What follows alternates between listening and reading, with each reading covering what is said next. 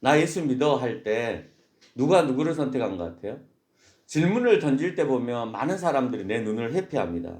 그리고 될 수 있으면 안 보려고 합니다. 저를 눈을 마주치지 않으려고 노력을 합니다. 마찬가지로 오늘 그 영상으로 예배를 드리시는 분도 저하고 눈을 마주치지 않기 위해서 영상을 지금 다 꺼놔버리고 도대체 뭘 하시는지 저에게 보여주지 않고 있습니다. 여러분 말 그대로 내가 예수님을 믿는다 할 때에는 왠지 내가 예수님을 선택하는 것처럼 보여집니다. 그래서 고대에서부터 초대교회에서부터 지금 한 2000년이 지나기까지 사람들은 그 질문에 대해서 많은 혼돈들을 가지고 오고 역사적으로 반복해서 내가 믿은 거야? 아니 하나님이 선택하신 거야?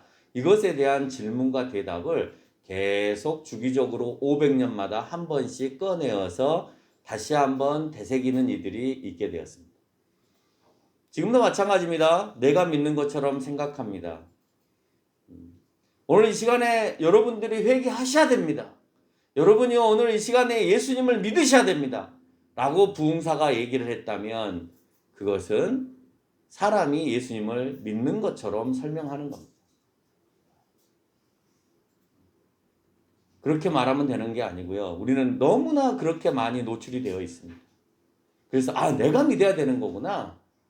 내가 예수 그리스도를 선택하는 거구나. 그래서 내가 오늘 이 시간에 예수님을 믿는다고 해야 되는 거구나 라고 생각하면 되는 게 아니고요. 오늘 여러분에게 찾아오신 성령님을 통해서 내가 고백되어져야 돼요.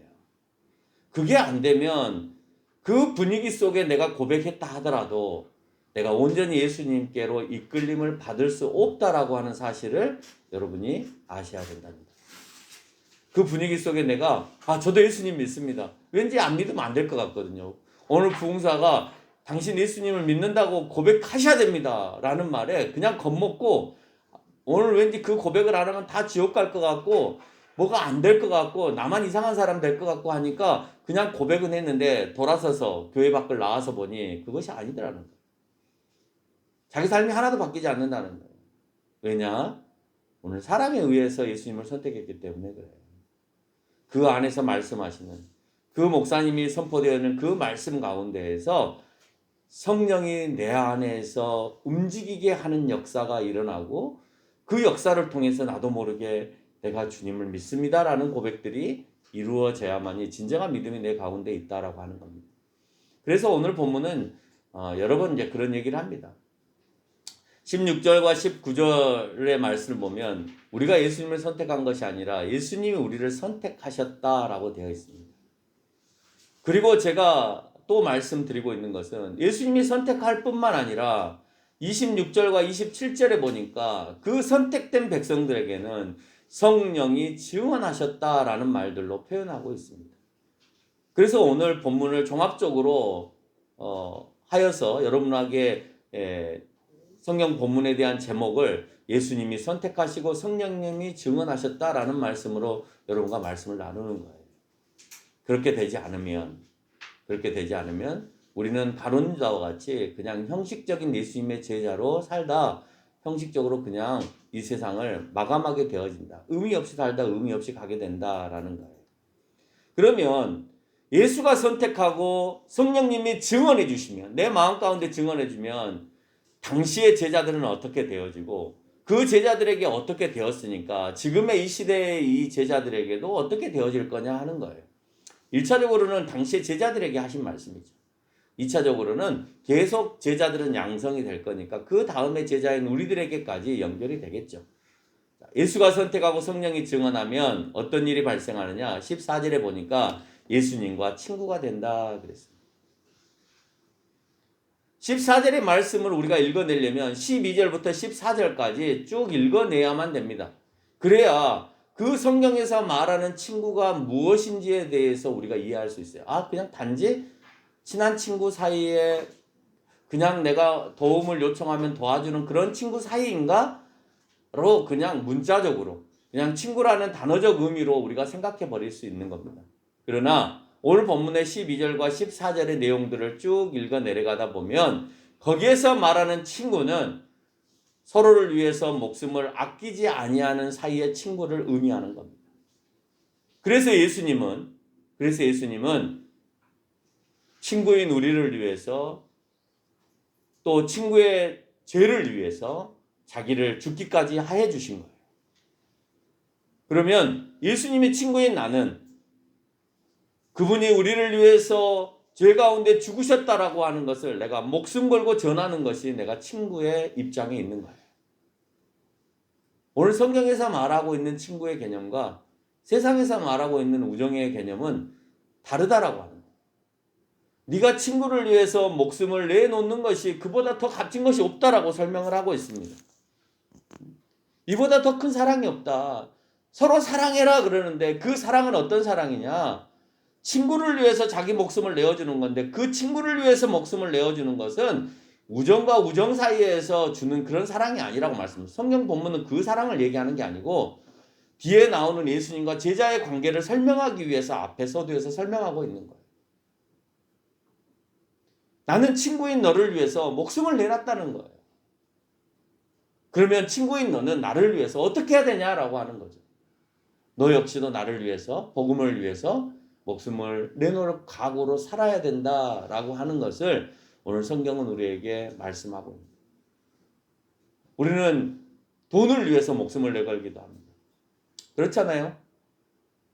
여러분 아니라고 생각할지 모르겠지만요. 정말 밤늦게까지 일하는 것은 목숨 내걸고 일하는 겁니다. 그래서 과로사로 죽는 겁니다.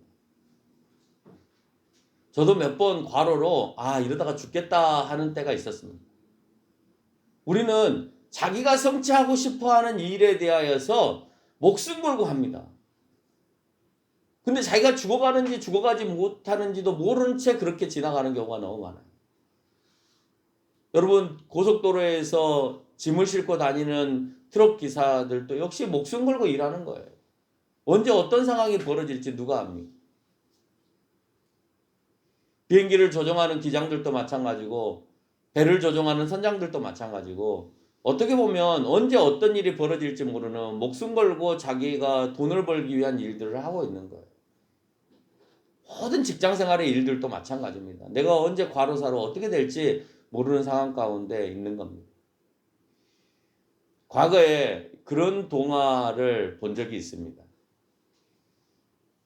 늘 집에 있는 돈을 가지고 가서 친구들과 같이 밤마다 술을 마시고 온갖 잡기를 하며 그렇게 지내는 아들이 있었습니다. 그래서 어느 날 아버지가 그 아들을 불렀습니다. 너는 밤마다 그렇게 친구들을 모아놓고 술도 먹고 노는 것도 그렇게 좋아하는데 너는 도대체 친구가 몇 명이나 있느냐라고 하고 묻습니다. 그랬더니 그 아들이 당당하게 아버지에게 얘기합니다. 아버지, 저는 친구가 굉장히 많습니다. 아마 수백 명쯤 될 겁니다. 그래? 너에게 진정한 친구가 수백 명쯤 되니? 네. 그 친구가 정말 네가 어려움을 당할 때 너를 도와줄 수 있는 진정한 친구니? 네. 저랑 같이 술을 먹고 저랑 같이 노는 그 친구들은요. 내가 어려움이 있을 때 충분히 저를 도와줄 겁니다. 제가 그 친구들을 도와줬거든요. 그래? 그러면 지금 네가 모든 재산을 다 탕진했다고 지금부터 가정하고 거지처럼 허스름한 옷을 입고 지금부터 네가 친하다고 생각하는 친구의 집을 방문하여서 네가 쓸만한 돈과 네가 잠깐 숨어서 지낼 수 있을 만한 처소를 좀 준비해 달라고 가서 친구에게 부탁을 한번 해봐라. 그러면 과연 그 중에서 몇 명이나 너의 부탁을 들어줄 수 있을지. 그리고 내가 쫓기는 몸이다 라고 설명을 해라. 그러니 나를 숨겼을 때 너도 위험함을 당할 수 있다 라고 하는 말을 덧붙여서 하라고 얘기를 합니다. 아들은 당당했습니다. 왜? 나에게는 모든 친구가 다 그렇게 해줄 거라고 생각했기 때문입니다. 그래서 그날 저녁에 친구들 집을 방문했습니다. 내가 지금 돈을 다 탕진하고 쫓기는 몸이야. 그러니 나를 좀 숨겨줘. 근데 너도 위험해질 수 있어. 그리고 내가 이 집을 떠날 때 내가 당분간 살아갈 수 있는 돈을 좀 빌려줘. 그랬더니 대부분의 친구들이 다 문전박대를 합니다. 아니, 안 돼. 못 들어와. 나 돈 없어. 너를 숨겨줄 수 없어. 우리도 위험해져. 라는 말들로 그 친구를 계속해서 박대를 합니다. 늦은 시간까지 며칠 동안 자기가 친하다는 친구의 집들을 다 돌아다니면서 그렇게 부탁을 했지만 한 명의 친구도 자기의 부탁을 들어주는 친구가 없었습니다. 그래서 아버지에게 갔습니다. 그리고 울었습니다. 아버지, 내가 지금까지 저희들에게 술과 좋은 음식과 기분 좋은 놀이들을 통하여서 많이 베풀었는데 저 친구들이 내가 거지가 되고 모든 재산을 다 탕진했다 하니, 어려움을 당했다 하니 내 친구가 되어주지 못하였습니다. 여러분, 진정한 친구는 내가 어려움을 당할 때 그 어려움을 함께 해줄 수 있는 친구가 진정한 친구라고 하는 것은 세상의 동화 속에도 등장하는 겁니다. 오늘 본문에서 예수님을 친구라고 하고 있고 예수님이 내가 너희의 친구다라고 설명을 하고 있습니다. 그래서 예수님은 친구로서 우리에게 하셔야 될 모든 본분을 감당하셨습니다. 나는 너의 친구니까 내가 너를 위해서 목숨을 내어줄게. 예수님의 역할은 끝나셨습니다. 이제 내가 예수님의 진정한 친구가 되기 위해서는 그가 나에게 분부하신 말씀, 문을 열어주고 내가 너희 집에서 좀 거할게. 너가 나를 위해서 좀 이것을 써줬으면 좋겠어 라고 부탁했던 그 분부하심을 과연 우리는 받아들이고 있느냐라고 하는 겁니다. 예수님은 친구에서 본인의 목숨을 버리셨고 우리는 그분을 위해서 그 죽으심에 대하여서 다른 친구들에게 전해야 될 의무가 있음에도 불구하고 그것을 의탁하고 부탁하고 가셨음에도 불구하고 나는 모른다 라고 고개를 짚고 있다면 나는 예수님에게서 진정한 친구가 되어질 수 없다라고 하는 겁니다. 단지 도깨비 방망이처럼 내가 필요할 때마다 예수님께 기도하고 예수님 이거 들어주세요. 이거 해주세요. 라는 그런 분으로만 또는 내 마음의 안도함으로 그래도 내가 예수님 정도는 믿고 있어 내 마음이 든든하니까 혹시 내가 죽더라도 천국에 갈 수 있으니까 단지 그렇게 구원에 대한 어떤 액세서리처럼 내가 혹시 목에 걸고 다니지는 않았는지 우리는 심각하게 고민해야만 된다라고 합니다. 내가 진정한 예수님이 친구라면 그 친구는 액세서리 정도로만 끝나서도 안 될 뿐만 아니라 그냥 도깨비 방망이처럼 술을 많이 사주는 친구들처럼 그래서 좋아서 따라다니는 그런 예수님이 아니었기를 바란다는 겁니다. 예수님이 나를 선택하시고 성령이 나를 증언하시면 예수님과 나와의 관계는 목숨을 나누는 친구의 사이가 되어집니다. 친구가 되면 하나님으로부터 예수님께서 들었던 모든 것들을 다 알게 하신다라고 했습니다. 그래서 우리는 예수님을 통해 구원받는다는 사실을 우리는 이해하고 받아들이는 겁니다. 여기서 말하는 하나님께로부터 들은 것을 다 알게 하신다라고 하는 의미는 정말 천상에 있는 모든 것을 다 알게 한다는 의미가 아니라 앞에서부터 뒤에까지 내 기도를 내가 나에게 원하는 모든 기도를 들어주신다고 할 때도 복음을 전하는 데 있어서 부족한 부분들을 채워주심에 대한 모든 기도라고 한정을 한다 할 때 오늘 하나님으로부터 들은 모든 것을 너에게 전한다 하는 것도 역시 구원과 관련되어서 모든 것을 의미하는 것입니다. 15절 하반절에 보니 내가 아버지께 들은 것을 다 너희에게 알게 하겠다라고 15절에서 설명을 하고 있습니다. 예수가 선택하시고 성령이 증언하시면 두 번째 열매를 맺게 하고 열매가 항상 있게 하게 하겠다라고 하고 있습니다. 이 열매에 대한 얘기를 우리가 잘 이해하려면 2절과 8절까지의 말씀을 먼저 한 번 더 읽어보아야 합니다. 2절에서 8절까지의 말씀을 다 읽고 나면 16절에 가서 다시 한번 열매라는 단어에 내 눈은 멈추게 되어 있고 그리고 그 열매를 이해하기 위한 노력을 할 겁니다. 사실상 그 열매는 내가 맺는 것처럼 보여집니다. 네가 못 맺으면 네 가지를 잘라버리겠다 하시니 내가 맺는 것처럼 보여지지만 16절과 27절에 근거하면 예수님은 우리를 선택하셨고 성령은 우리를 증언하게 하셨기 때문에 그분들에 의해서 맺게 된다는 사실을 알게 되어집니다. 그래서 우리는 예수님이 분부하시는 대로 따라가는 거고 성령이 인도하시는 대로 따라가는 거예요. 그게 예수님이 선택하시고 성령이 증언하시는 거지 내가 하는 게 아니라는 거죠. 우리는 단지 가지로만 사용되어질 뿐입니다. 우리는 가지로 그 선택된 백성들에게 전하는 자의 역할을 할 뿐이에요. 그렇게 되면 그 열매 안에서 우리의 의와 능력은 없는 거예요. 그러면 뭐만 있는 거냐? 가지로서 우리는 순종할 뿐입니다. 맺어라. 예. 그 원동력은 다 어디 있어요? 여러분 포도나무 가지를 한번 생각해 보세요. 포도나무가 있고 포도나무 가지가 있고 포도나무 가지에 포도 열매들이 맺혀 있는데 포도나무 가지가 포도 열매를 맺는 것처럼 보여지죠. 멀리서 보면 그렇게 보여집니다. 가지에 열매들이 주렁주렁 달려 있으니까. 그러나 가지가 그 일을 하는 건 아닙니다. 주렁주렁 달게 하는 거죠. 그럼 누가 하는 거냐?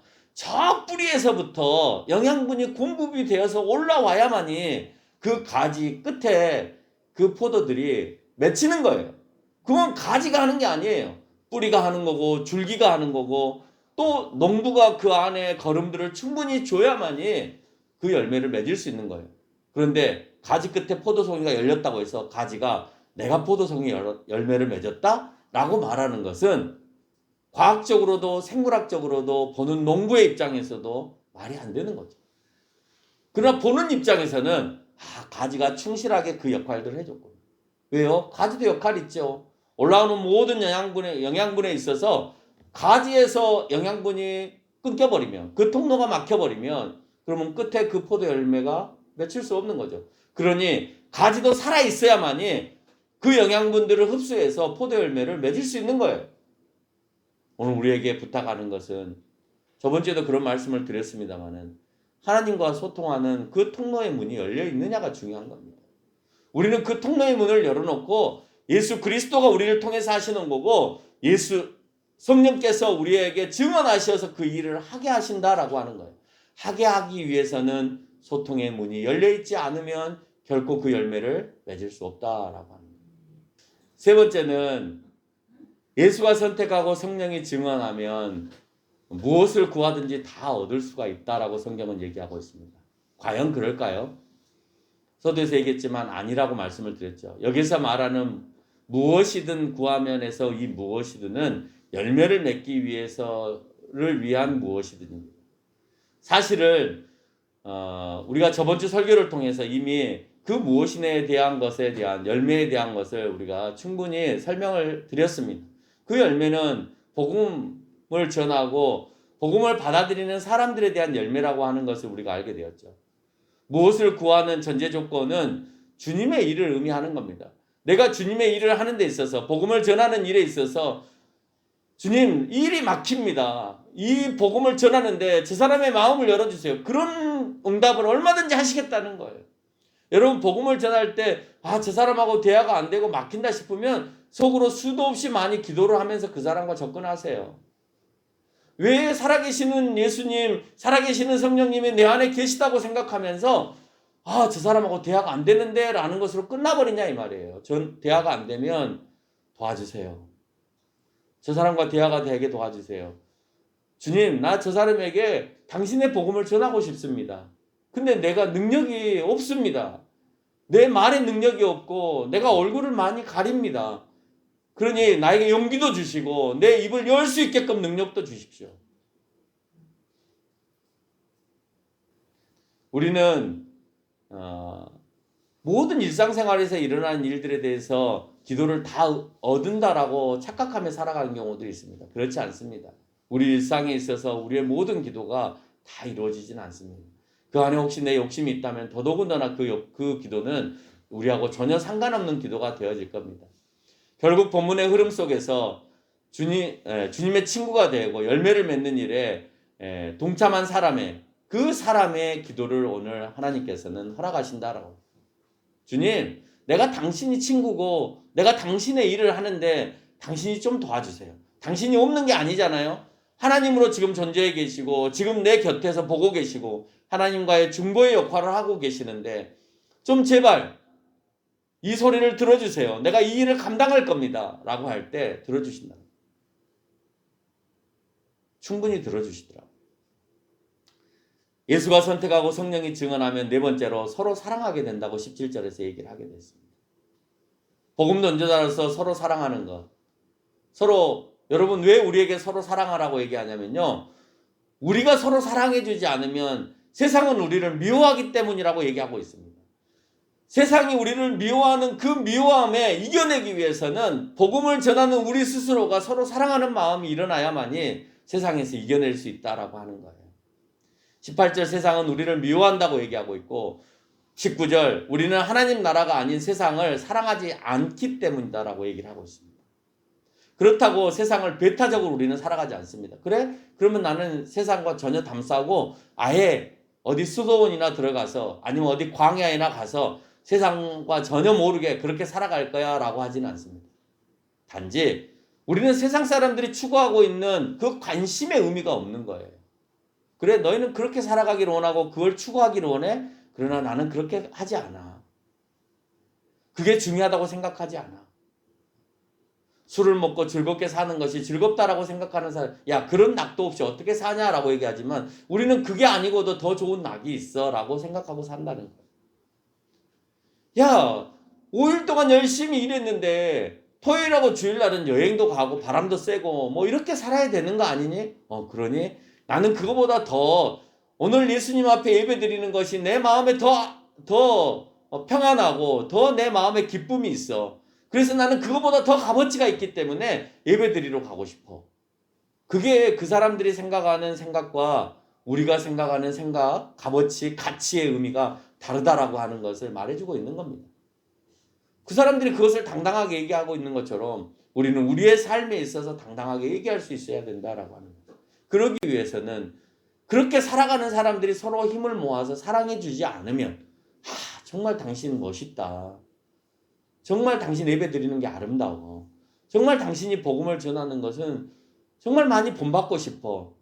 이렇게 서로 사랑하는 마음들이 그 사람의 열정과 예수 그리스도의 친구됨의 삶을 살아가게 하는데 더 그 힘을 북돋아주는 역할을 하게 되어진다는 거예요. 왜냐? 세상은 우리를 미워할 거니까요. 예수 그리스도를 믿는 거. 야, 너희들 왜 그렇게 바보처럼 믿니? 야, 네 천국 봤어? 보지도 않았는데 꼭 있는 것처럼 꼭 그렇게 살아야 돼? 야, 너 교회에다가 내는 헌금 그거 다 모으면 좋은 차도 사겠다 이놈아. 꼭 교회에다가 그거 다 헌금 내고 그렇게 살아야 되느니? 라고 우리를 미워하고 바보처럼 여긴다 할지라도 나는 하나님 일에 쓰여지는 거에 대해서 감사해. 내가 차를 사지 않는다 하더라도 나는 그 일에 대해서 기뻐해. 그래서 내가 하고 있는 일에 대해서 기쁨으로 다른 사람 앞에 당당하게 얘기할 수 있는 우리의 모습들이 있어야 된다라고 하는 거예요. 그 이유는 주님만을 위해서 살려고 하기 때문입니다. 주님이 하신 말씀이 듣기 싫은 사람은 당연히 나를 미워합니다. 그래서 우리가 전하는 그 복음을 전부라고 생각하지 않고 자기가 생각하는 것이 삶의 전부라고 생각하는 사람은 당연히 우리가 복음을 전하거나 말씀을 전할 때 싫어할 수밖에 없습니다. 미워할 수밖에 없습니다. 그래도 우리는 사명이기 때문에 조심스럽게 계속해서 그 사람의 마음을 다치지 않게 하면서 계속 전해야 되는 겁니다. 그게 때로는 따기를 맞고 때로는 내가 욕설을 퍼부음 받고 때로는 내가 몽둥이로 맞는 한이 있더라도 내가 예수님도 나를 위해서 목숨을 내놓으신 친구니까 내가 내 친구를 위해서 이 정도 못해? 라는 삶을 살아야 된다는 거죠. 현재 세상은 기독교를 미워합니다. 우리가 복음을 전했기 때문에 미워하는 것 같지 않습니다. 지금의 기독교는 우리가 세상을 잘못한 것 같이 너무나 세상 사람들 앞에 잘못한 게 너무 많음으로 인해서 미움을 받고 있는 것이 더 크다라고 하는 것을 알 수가 있습니다. 그래서 우리는 복음을 전하면서 미움을 받아야 되는데 잘못해서 미움을 받는 경우 때문에 이제는 복음을 전하는 것마저도 어려운 세상이 되어버렸어요. 그 담을 누가 막아놨느냐? 우리 스스로가 막아놨다는 거에 대해서 부끄러운 겁니다. 이스라엘 백성들이 우리를 애굽에서 하나님이 건져내셨다라고 당당하게 얘기하면서 이제 가나안 땅에 정착을 해서 살 때 자기네들이 그렇게 이끌어내신 하나님을 믿지 않고 가나안 땅에 있는 우상들을 믿고 주변 중동의 그 지역에 사는 사람들의 우상을 믿음으로 인하여서 그 능력 있는 하나님을 버림으로 인해 그 사람들 앞에 하나님을 증거하는 것이 부끄러움이 되어버렸습니다. 야, 그 능력 있는 하나님을 왜 안 믿어? 너희는 왜 우상 숭배를 해? 너희는 왜 다른 신들을 같이 믿어? 너희 하나님은 한 분이라며. 근데 너희는 왜 그렇게 많은 신들을 다시 믿기 시작했어? 라고 할 때 그 하나님의 능력은 그 이스라엘 유다 사람들에게 전혀 나타나지 않았다라고 하는 사실이에요. 그러니 그 능력이 안 나타나니까 계속해서 능력이 나타난다라고 얘기하는 이방의 신들을 계속 섬길 수밖에 없는 거예요. 왜? 내 하나님이 나에게 능력이 안 나타나니까. 그러면 그 능력이 안 나타난 이유가 내가 이방 신들을 섬겼기 때문이라고 생각하는 것이 아니라 내 하나님이 역시 힘이 없는 하나님이라고 착각해버리는 세상의 관점으로 하나님을 보기 시작하는 거예요. 내가 하나님의 능력을 받을 수 있는 상황인지, 내가 하나님의 능력으로 그렇게 살아갈 수 있게끔 내가 준비되어 있는지를 먼저 보아야 되는데 나에게 일어나지 않은 그 능력 때문에 하나님이 계시지 않은가 봐 라고 그렇게 답을 내려버리는 경우들이 너무나 많다는 거죠. 세상의 미움은 예수 그리스도의 복음을 전할 때 얻는 미움이어야 됩니다. 우리의 잘못된 모습으로 미움을 사는 것은 그것은 오늘 본문이 말하고 있는 그 미움과는 전혀 상관이 없다는 겁니다. 예수가 선택하고 성령이 증언하면 다섯 번째, 그리스도에 대한 박해가 있는 것처럼 우리에게도 있다라고 20절에서 얘기하고 있습니다. 예수를 미워하는 것은 이미 정해져 있었습니다. 아무 이유 없이 예수님은 미움에 처해진다라고 고백되어졌습니다. 시편 35편 15절에 다윗의 고백을 보면 그러나 내가 넘어짐에 그들이 기뻐하여 서로 모임하고 불량배가 내가 알지 못하는 중에 모여서 나를 치며 찢기를 맞이 아니하였다라고 설명하고 있습니다. 그들은 모여서 나를 찢으려고 하고 나를 죽이려고 하고 나를 넘어뜨리려고 하는 것들 이미 다윗 스스로도 경험하였고 다윗 스스로가 고백하고 있는 사실을 볼 수 있습니다. 우리 역사 가운데에도 황제를 숭배하지 않았다는 이유 때문에 로마로부터 박해를 받았고 교황을 존중하지 않았다는 이유 때문에 로마 카톨릭으로부터 우리가 핍박을 당했고 서양 귀신이라는 이유 때문에 조선의 관료들로부터 우리가 핍박을 당했으며 신사참배를 하지 않았다는 이유 때문에 우리가 일본 사람들로부터 어려움을 당했습니다. 종교를 아편이라는 이유 때문에 공산주의로부터 우리가 죽음을 당했던 과거의 아픈 사례들이 수도 없이 많이 있습니다. 우리는 역사 속에서 숱하게 박해를 당했습니다.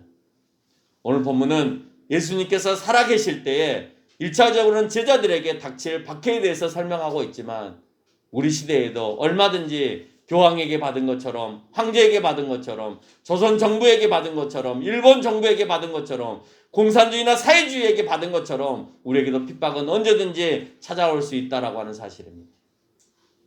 그러나 예수님을 믿는 우리에게 이런 일이 일어날 수 있음에 대해서 준비하고 그것을 당연하게 내 친구를 전하는 데 있어서 내 친구가 목숨을 내어서 나를 구원해 줬으니 나는 내 친구를 위해서 그렇게 살아야 된다라는 각오가 우리 가운데 있지 않으면 안 된다라고 하는 겁니다. 결론을 맺겠습니다. 22절을 보니 예수 그리스도가 오심으로 세상은 죄가 있는 줄 알게 되었다 그랬습니다. 그래서 그 죄에 대해서 핑계할 수 없게 되었음에 대해서 설명합니다. 예수님 앞에 나갔을 때 핑계칠 수 없으니 예수님 믿으세요 라고 하는 것은 선택된 백성 삼으시고 우리를 증인 삼은 예수 앞에 갔을 때 그 일을 우리가 못했습니다 라고 핑계하지 않아야 된다라고 하는 것입니다. 예수님이 오셔서 네 죄 때문에 내가 죽었다라고 하는 것을 이제 오셨기 때문에 핑계하지 못한다면 그러면 우리가 핑계하지 말아야 되는 것은 예수님 내가 복음을 못 전하고 왔습니다라고 하는 핑계가 우리 가운데 일어나지 않아야 해요. 적어도 예수님 앞에 갔을 때 그 핑계가 일어나지 않도록 여러분에게 주어진 그 시간 안에 나를 사랑하시고 자기의 목숨까지도 아끼시지 않는 친구 되신 예수께서 하셨던 그 모습대로 나도 당신의 그 사랑이 너무 감사하여서 나도 그렇게 복음을 전하다 왔습니다 라고 하는 그런 사랑의 마음이 우리 가운데 있어야 될 줄 믿습니다.